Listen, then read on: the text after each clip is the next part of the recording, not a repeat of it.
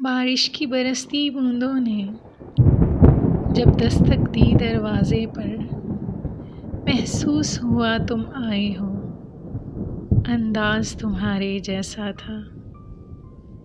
ہوا کے ہلکے جھونکے کی جب آہٹ پائی کھڑکی پر، محسوس ہوا تم گزرے ہو، احساس تمہارے جیسا تھا۔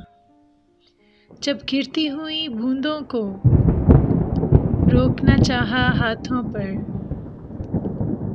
ایک سرد سا پھر احساس ہوا، وہ لمس تمہارے جیسا تھا۔